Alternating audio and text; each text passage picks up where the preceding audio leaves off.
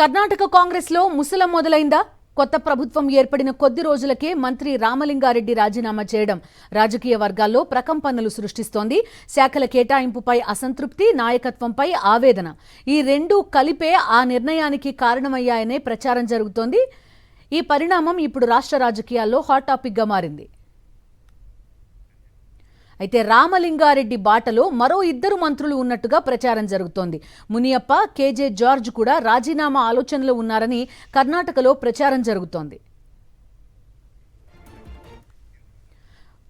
కర్ణాటక పరిణామాలకి సంబంధించి పూర్తి సమాచారం అందిస్తారు మా కరెస్పాండెంట్ వెంకటేష్. చెప్పండి, రామలింగారెడ్డి ఒక్కరేనా, మరో ఇద్దరు కూడా రాజీనామా బాట పట్టనున్నట్టుగా తెలుస్తోంది. ఏంటి వీళ్ళ అజెండా? ఒక గ్రూప్ గా వస్తే కాంగ్రెస్ అధిష్టానం ఎలా హ్యాండిల్ చేయబోతోంది క్రైసిస్ ని?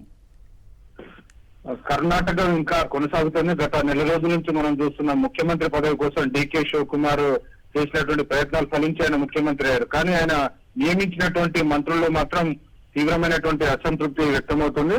సో దాని ఫలితమే ఈ రోజు రామలింగారెడ్డి ఉదయాన్నే తన మంత్రి పదవికి రాజీనామా చేశారు. సో మీడియా సాక్షిగా లైవ్ లోనే ఆయన తన రాజీనామా లేఖను రాసి సంతకం పెట్టి తన సెక్రటరీ ద్వారా కర్ణాటక ముఖ్యమంత్రి ప్రిన్సిపల్ సెక్రటరీకి లేఖ అందజేసినటువంటి పరిస్థితి. ఇంకోవైపు ఇటు కేజే జార్జ్ కూడా ఆయన ఎనర్జీ టూరిజం మంత్రిగా ఉన్నారు. ఆయన కూడా రాజీనామా బాటలో ఉన్నారని తెలుస్తుంది. మరొక సీనియర్ మంత్రి మునియప్ప ఆయనకు ఫుడ్, సివిల్ సప్లైస్ మినిస్ట్రీ ఇచ్చారు. కానీ దానిపైన ఆయన అసంతృప్తిగా ఉన్నారు. సో చాలా మంది మంత్రులు తమకు కేటాయించినటువంటి పోర్ట్ఫోలియోల పైన తీవ్రమైనటువంటి అసంతృప్తి ఉన్నారు. నిజానికి రామలింగారెడ్డి చాలా సీనియర్ నేత, బెంగళూరులో పట్టున్నటువంటి నాయకుడు, 8 సార్లు ఎమ్మెల్యే గెలిచారు.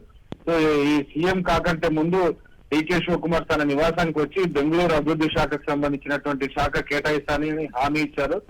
ఇటీవల ఒక రోజు ముందు కూడా తాను ఆయన కలిసి తనకు అదే శాఖ కేటాయించాలని కోరాను. కానీ తన యొక్క కోరికను ఆయన మన్నించకుండా తనకు మేజర్ ఇరిగేషన్ శాఖ కేటాయించారు. సో దానివల్ల ఆయన అసంతృప్తికి లోనైనట్టుగా స్పష్టంగా చెప్పారు. సో తాను మంత్రిగా కొనసాగలేను, మామూలుగా ఎమ్మెల్యేగానే కొనసాగుతానని ఆయన బహిరంగంగా మీడియా ముఖంగా ప్రకటించారు.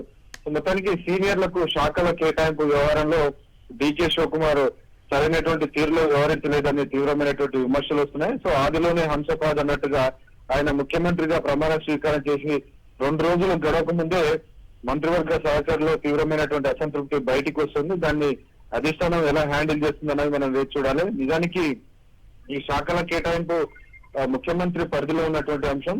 కానీ ముఖ్యమంత్రి కేటాయించారా లేకుంటే అధిష్టానం కూడా ఇందులో జోక్యం చేసుకుని శాఖల కేటాయింపులో కీలకంగా వ్యవహరించింది అనేది మనకు తెలియాల్సి ఉంది. సో అయితే రామలింగారెడ్డి మాత్రం స్వయంగా ఆయన డీకే శివకుమార్ పైన తీవ్రమైనటువంటి అసంతృప్తి వ్యక్తం చేస్తున్నారు. తనకి ఇచ్చినటువంటి వాగ్దానాన్ని డీకే శివకుమార్ నిలబెట్టుకోలేదని ఓపెన్ గా మాట్లాడుతున్నారు.